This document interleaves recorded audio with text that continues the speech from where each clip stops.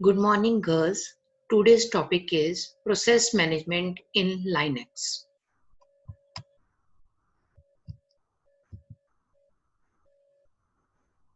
A process is an instance of a running program. It is an active entity running in memory to perform the actions called for by the execution of a command. In simple ways, a program is a passive entity because it is stored on the hard disk. And corresponding to that program, when this program is brought in memory and when it comes into memory, then it corresponds to many processes. This process is active entity because it is in memory. So whenever user issues a command in Linux like ls, ps, it creates or starts a new process. Every process is given a unique 5-digit ID and is known as PID, process ID. When a process is created, it is given PID, and after it finishes its job, it is removed from memory. The operating system tracks processes through their PIDs. Now we will discuss the commands associated with processes. PS command is used widely for checking the status of a process.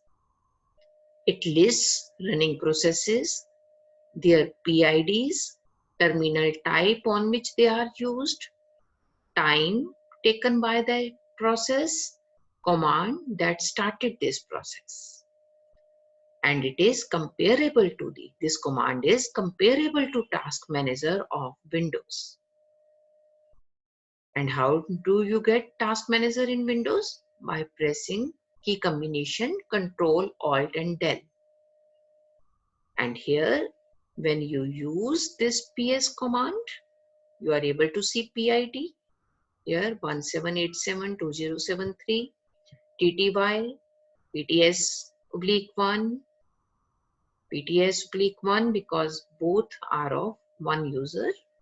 So time, when they are initiated, shell is automatically initiated. Every command is initiated through shell. So PS is second command. PS command can be used with different switches.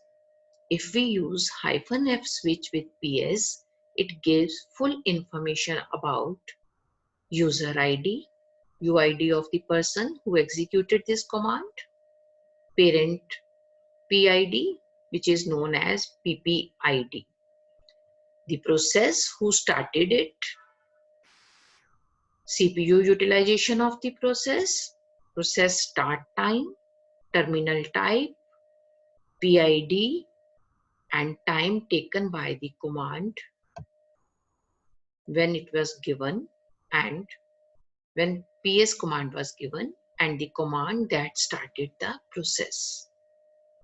And if we use PS U command, then this command provides additional information like percentage of CPU time used so far, percentage of memory used so far, virtual memory size, resident memory, resident set size of the memory, terminal type, status of a command, whether it is interruptible sleep.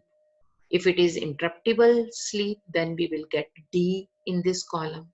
If it is uninterruptible sleep, then we will get S, capital S, and so on. So these commands are used to see the process status of any command from different angles. We can also use T command, and almost it is similar to the simple PS command, but it also gives the status of a PS command, status of the command initiated. Like here, we are getting for bash, it is S, and this small s is for session leader, and this S is for uninterruptible sleep. And this is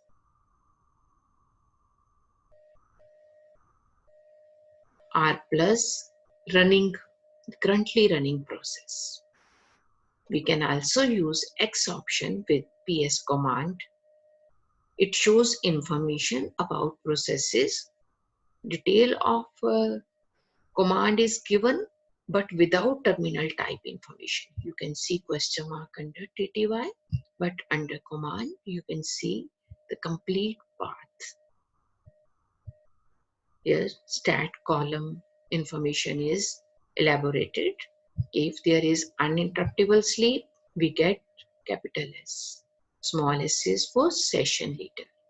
L is for multi-threading, and so on.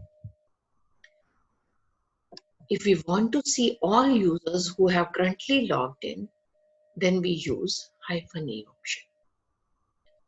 And we get, because I have worked here in single user, so I'm getting only one process. But I discussed virtual terminals also with you people. There are around 6 virtual terminals and 7 default terminal, which is graphical user interface. In virtual terminals, you are not allowed to use mouse. And how you can access virtual terminals? By using key combination Control, Alt, and function key F1. And on modern keywords, you have to press Fn key before using F1. So if you want to use virtual terminal 1, you have to use key combination Control Alt F1. And if you want to use virtual terminal 2, you use Control Alt F2. And here I have logged in as different users on terminal 1, terminal 2, terminal 3, and so on. And when I use PS-A command, we are getting more information about this. We can also check process status of a particular process if we have information about its process ID. We can use $PS and then PID. And how come we can have information about what is the PID of a process? We can give PS command, and then we will get the information about PID from here. Thank you, girls. This is the list of references